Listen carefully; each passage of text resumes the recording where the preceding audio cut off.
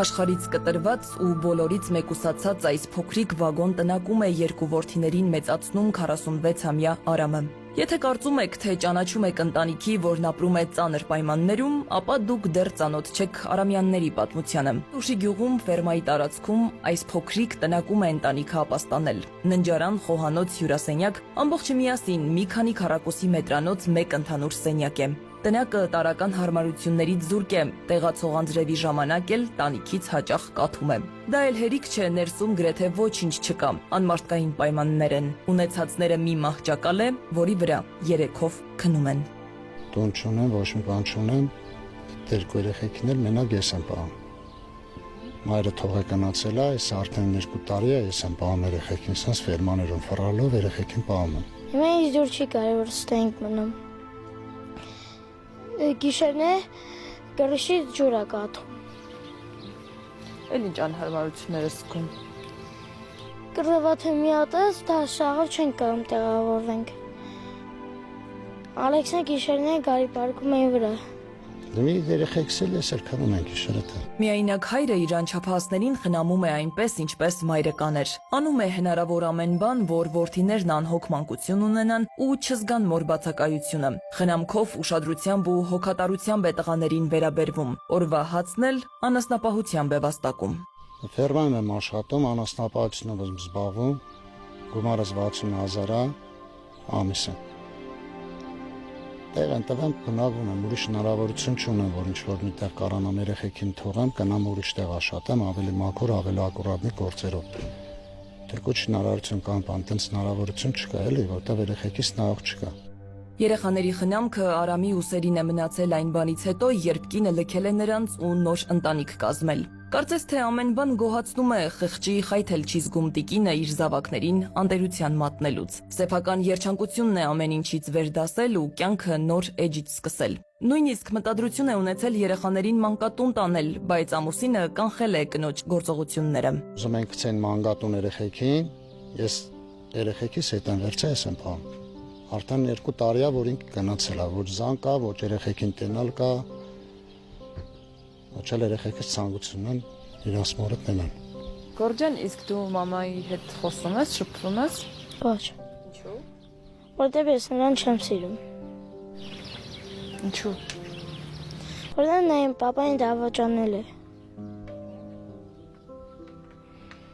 Իսկ զանգում է մաման ձեզ։ Չէ։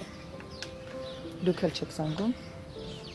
Չեմ ներելը չեմ կարա ներեմ, տես մարդուն կյանքում դաժե Աստվածը չի ներում, եթե 2 քորփ երեխան չափած գցում ինչ-որ մեկի համար փախնում է թումա, իր երեխից թանկը համարում, ինի Աստված իրան կպատժի։ Տղամարդու համար ամենադժվարը կենցաղային հարցերը հոգալն է։ Երեխաների խնամքը շատ ջանքեր է պահանջում, ասում է, առաջին անգամ է սկզբունքները մի կողմ դրել ու օգնություն խնդրել։ Ուժերը էլ չեն ներում։ Լվալա, թափելա, սաղ ես եմ անում, կերցնելա, ամեն ինչը։ Սնքան գտնում ես գործի, երեխին զարթում է, գայլում պապա սոված եմ, գալիս եմ դե պարտադիր այդ գործը թողեմ, կամ երեխին հաց սարքեմ, որ երեխին հաց ուտի, շլացի։ Ֆերմայի տերը տեսնելով Արամի կարգավիճակը, օգնության ձեռք է մեկնել։ Բարեխիղճ մարդը ֆերմայում մի առանձին սենյակ է կառուցել, որ տղամարդը գլխին գոնե ժամանակավոր ծածկ ունենա։ Իմ էստեղ որ ժամանակավոր մնում եմ, այնտեղ քանտրված է, էլի դոմի կամ պետք է վերջ 2 սենյակ սարքեն իրանք այս ֆերմայատերը, կամ էլ պետք է գյուղում ինչ-որ դպրոցին մոտիկ տեղ վեկալի, վարջոտում է ինչա վեկալի, որ երեխին եմ դպրոց տան, ամեն կամ գործի ստեյթամ։ Ուզում եմ, որ շատ լավ տեղ մնանք։ Շատ լավ ապահովություն ունենանք։ Լավ շորեր ունենամ։ Լավ շողորեմ։ Ես մենակ տենց բան եմ ուզում, որ իմ պապան լավ լինի, մենք առողջ լինենք։ Ստանակինը բան ոչ մի բան չկա։ Այսինքն ասենք տելևիզորա, սեղանը, աթոռա, ոչ մի բան չկա, սերվանձագարձերով, ոչ մի բան։ Ասենք շորերը ոնց մենշոկներով, տոպրակներով երեմ, են դուրը բացել եմ, այտենց տրել եմ ընդե։ 9-ամյա գոռը ֆինանսական խնդիրների պատճառով հիմա դպրոց չի հաճախում, բայց նախկինում գնացել է։ Պատանին նեղացած ու վիրավորված է մորից, պատմում է, որ հենց մայրն է իրեն դպրոցից զրկել։ Իսկ ահա հայրը հիմա դպրոցական որդու համար անհրաժեշտ իրերն է աստիճանաբար գնում, որ կարողանա տղային դպրոց տանել։ Այս պահին գոռն ընդամենը մեկ երազանք ունի՝ նորից դպրոց գնալ ու գիտելիք ստանալ։ Որպես տղամարդ պահած մեծացրած սենց պահալով երեխեքին